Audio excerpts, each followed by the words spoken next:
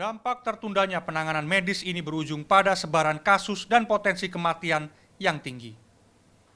Ada beberapa faktor yang membuat pasien positif COVID-19 terlambat mendapatkan perawatan medis.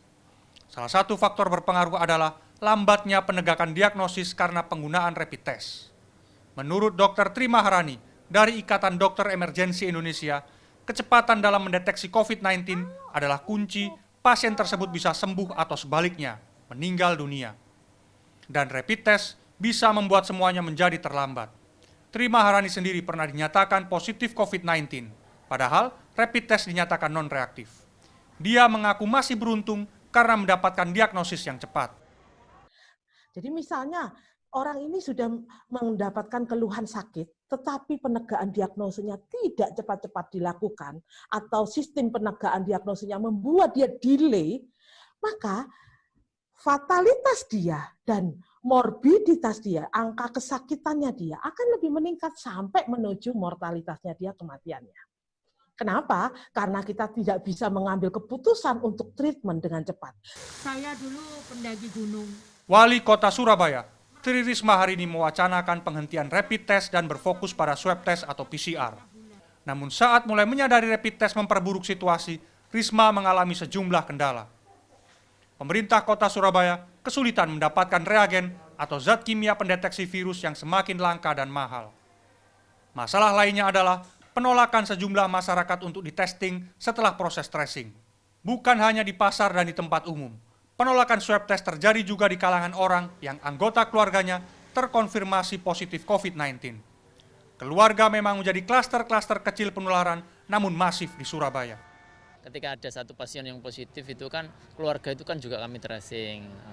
Kadang terkendala bahwa mereka beralasan sehat atau apapun. Namun tim dari Pemkot Surabaya ini ya berusaha semaksimal mungkin untuk bisa tetap mereka dites.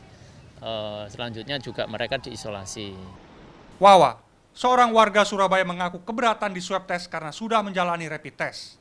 Padahal dia, istri dan 2 anaknya serumah dengan almarhum ibunya yang meninggal karena COVID-19 dan ayahnya yang terkonfirmasi positif juga. Hasil non-reaktif saat rapid test baginya sudah cukup membuktikan dia, istri dan 2 anaknya dalam kondisi sehat. Yang saya takutkan nanti setelah saya lakukan swab itu hasilnya positif, saya kebingungan karena bapak sendiri menjalani karantina dalam pengawasan Dinkes. Saya juga tidak minta kalau hasilnya positif saya dikarantina, kasihan anak saya gitu loh. Anak-anak saya tidak ada yang jaga gitu. Peneliti dari Lapor COVID-19, Irma Hidayana mengatakan narasi yang dibangun pemerintah membuat masyarakat salah mengartikan kondisi kesehatannya. Rapid test diseolah-olahkan sebagai bahan diagnosis untuk seorang boleh atau tidak melakukan perjalanan atau bahkan tes masuk perguruan tinggi. Banyak juga ditemukan orang yang di rapid itu non-reaktif, tetapi kemudian di swab itu positif. Nah ini kan ada masalah yang berjenjang, di mana seharusnya apabila